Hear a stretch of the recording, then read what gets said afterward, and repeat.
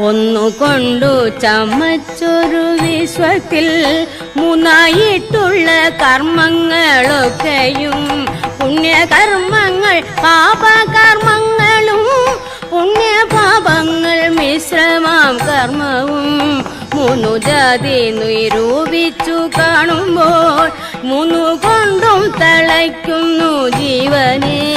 പൊന്നിൻ ചങ്ങലയൊന്നിപ്പറഞ്ഞതിൽ ഒന്നിരുമ്പു കൊണ്ടെന്നത്രേ ഭേദങ്ങൾ.